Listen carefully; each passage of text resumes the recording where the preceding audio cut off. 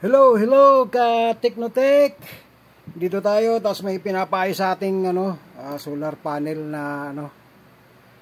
na solar panel, solar lights na may kasamang panel. Kasi madali na lang maglubat, tapos ayun, naka-charge ng buong araw, tapos madali maglubat. Palagay ko may problema nito yung battery. Kasi ito, kasama naman niya to. Walang problema to, nandito. Pero yung unang nag-ayos yata mukhang nabasag na yung salamin. What? Kasi dapat kasi pag nag-ayos gamitan nito, blubuhat yan. Pero depende na rin sa kundi may hot air kayo, depende dito sa kapit dito sa gilid niyan, kasi merong kapit na kapit kahit sobrang init na. Katulad nito, yan natutunaw na Ayan sobrang init, hindi pa rin natatanggal. So, tingnan natin kung ano ang problema. Tingnan muna natin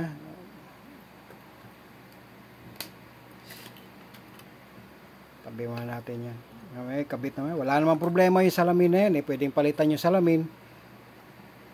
Kaso nga lang, siyempre, mas papalit ka pa ng salamin, magkano lang halaga nito? Nasa 300 lang. Tapos papalit ka pa ng salamin, tapos magpagawa ka pa. Hindi yung service charge na rito, di ba? Malaki na. Pinakamay ng service charge nito, kahit sabihin natin 150. Kasi ginawa ng technician Pero sa akin, walang problema to, libre lang to. Kasi kapitbahay lang Tsaka gawin na nyo na lang, wag nyo na lang ipagawa, kasi una-una mura lang to. Yung mamahalin pwede nyo ipagawa para hindi kayo lugi. Itong mga maliliit lang, mga mura lang, kayo na lang gumawa, DIY na lang nyo. Tapos panoorin nyo kung anong ginagawa ng ibang tao para maayos, troubleshooting. Ito naman sa akin, gusto ko lang tumulong. Makagawa rin kayo na sa inyo lang, mga self-study nyo, DIY ba. Kaya ito, buksan natin. So, nandito yung board nya sa ilaw, nandito yung battery. Itong battery ang testing natin ngayon, kasi kung wala nang silbi itong battery, wala na, kailangan natin palitan.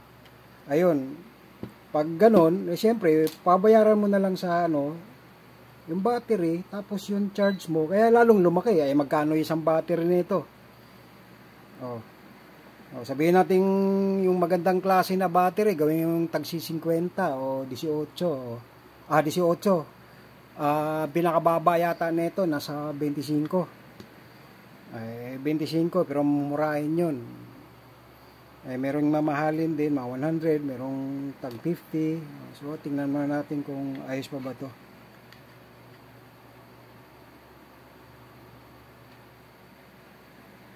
Ito mo, 2.5 na lang. Wala na, mahina itong 2.5. Tapos tingnan natin yung internal resistance nito. Tanggalin muna natin para malalaman natin.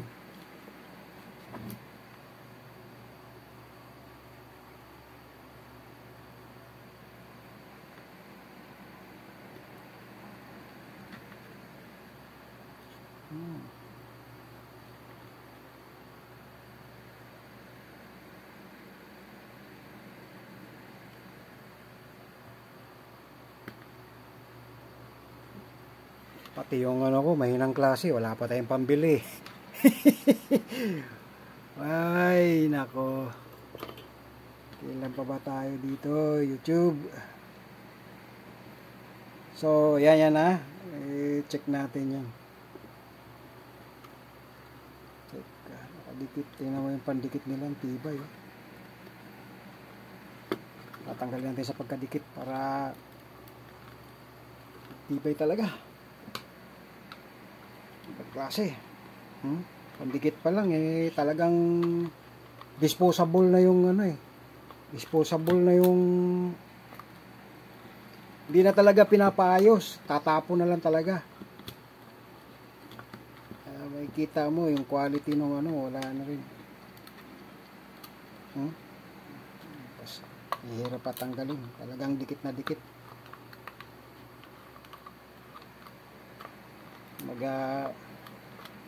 Pag tinanggal mo, wala na.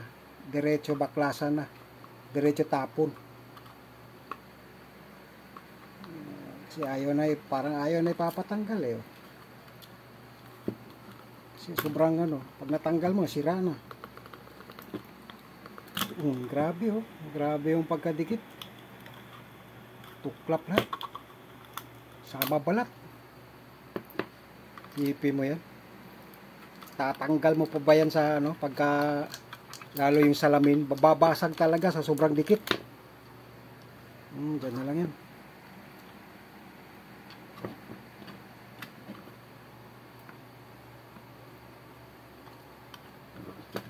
Tingnan mo, tuklap na tuklap. Tingnan natin yung internal resistance niya. Meron akong rito eh.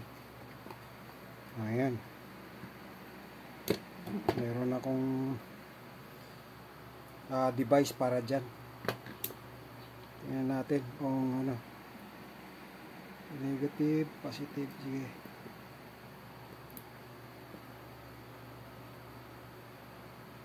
Po, 2.3 nga siya pero yung resistance niya 999 na, wala na.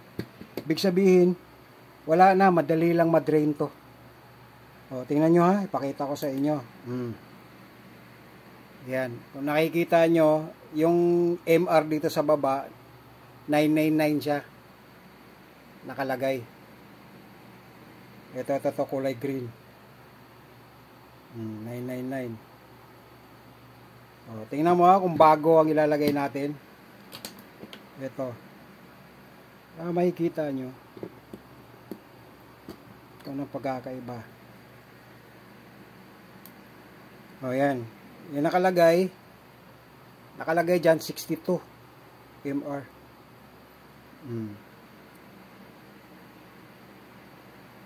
Diba? Resistance ng battery yan. Kung mababa ang resistance, yan ang pinakamaganda. Ayos pa siya. Pero pag mataas na, madali lang malubat. Yan, intindihan nyo na. Ibig sabihin, wala na talaga to. Kaya siguro madaling maglubat. Palitan natin yan. So, tabi muna natin to. Ito na ipalit natin. Marami tayong pwedeng maipalit dyan. Ito nga rin pwede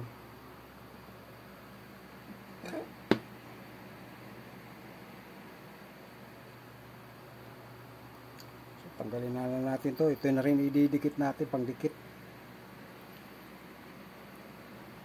Kaya wait lang ano muna natin yan. Kasi ito wala na to. Wala nang silbi to.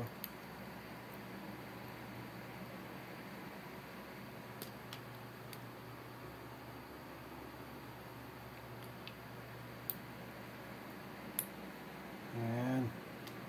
Ito tapon na to. Wala na yan. So kukunin muna natin yung pang dikit ko sa Wait lang So guys, ito na yung ko. Panlabang ko talaga. Natin. Panlabang ko para sa mga battery ko. So ito. Meron tayong ilalagay dyan.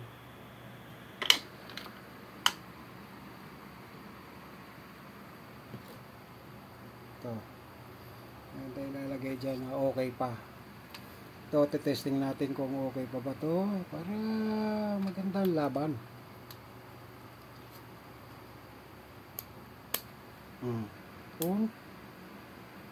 Tingnan natin. Okay. Pwede pa. Maganda pa. Kasi maano pa yung resistance niya. Mababa pa. 95 pa. So, ito na lang ikabit natin.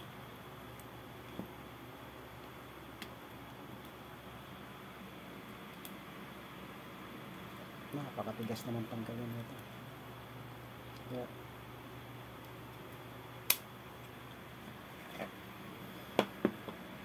So, fire in the hole. Lagyan natin.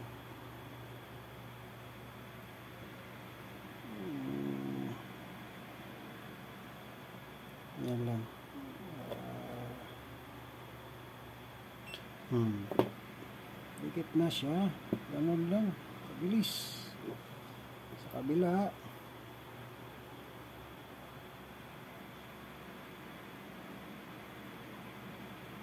Yan din.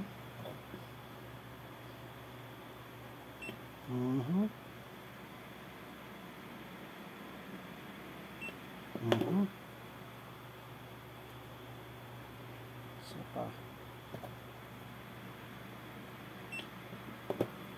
Okay. Tabi muna natin to. Tapos birahin natin sa kabit natin dito. Excuse me. Ito na. Kabit na natin sa natin ng pangdikit para dumikit. Aha. Tapos lagyan natin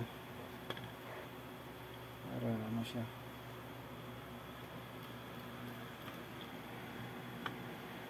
Hindi natin tanggalin sa ano.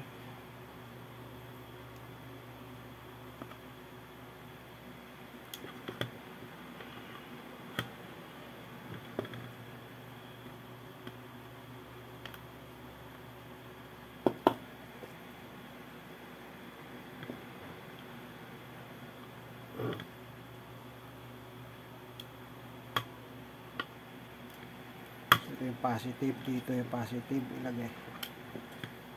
Hirap naman itira na to. Ayan. Dito na.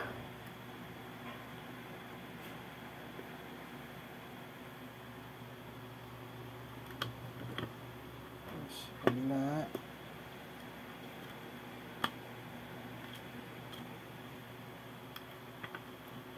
Teka lang. Ayusin lang natin. Kasi ang pasok natin ng ganyan para hindi magulo.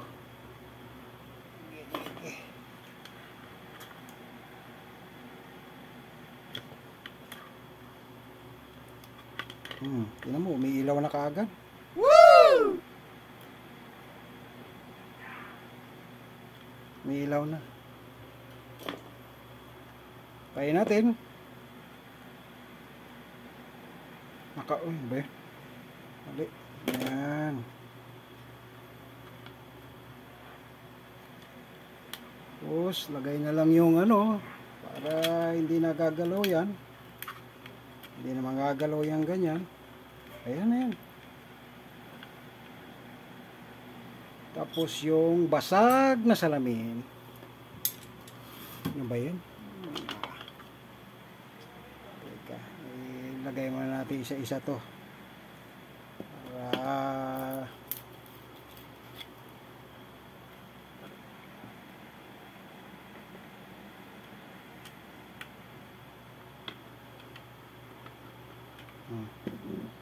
ito na ilagay natin.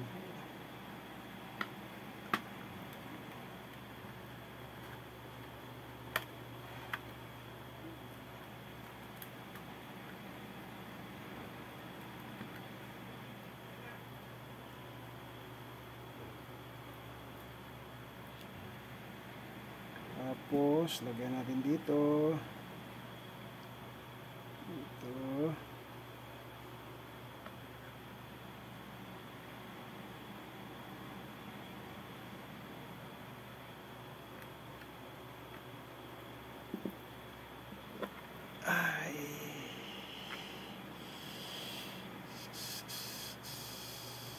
Ito muna para magkasya yan. Yan. Tapos ito para madiin natin yan doon. Diba? Ayos na. Parang dinikit lang din. Lagyan natin dito para dinikit lang siya. Ayos na yan.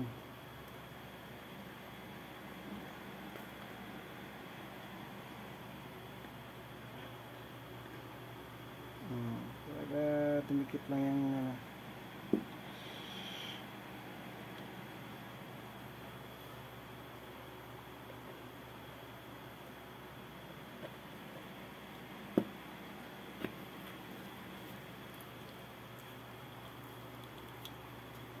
O diba? Ayos na. O, balik na natin yan dyan sa kapitbahay. Babayaran lang yung ano, yung at wala na yung service.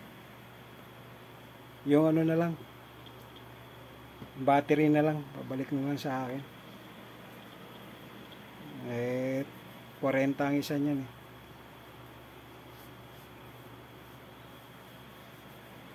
Okay na yan. Testing natin. On. Okay na, hindi umiilaw. Ayun, umiilaw na. Patayin natin.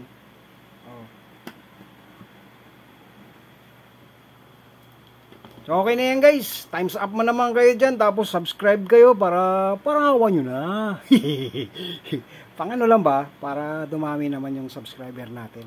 Marami rin tayo matulungan. Share nyo na rin. Pero ito talagang yung basag na ito. Sa unang gumawa to. Nabasag. Siguro pati ako gagawa.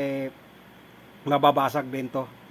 Pero ito mo. Sa sinasabi ko, mumurahin lang to kahit matanggal to, pwede nyong ipagawa o kayo na lang gumawa kasi pag ipagawa nyo pa, gagastos pa kayo ng service charge, halos kalahati ng presyo nito ang babayaran nyo sa service charge plus yung battery pa.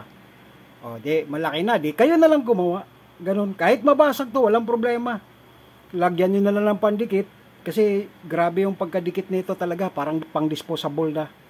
Baga pag nasira tapon na lang kasi dahil mura lang, nasa 200 lang yan, 250, 300 to. Syempre yung battery pa, paayos mo pa, charge na mga 150 o 200, di wala na, parang bago na rin binili mo. So ganoon na lang guys, sana natulungan ko kayo kung merong gagawa na ito. Sige, subscribe na lang, thumbs up, bye bye.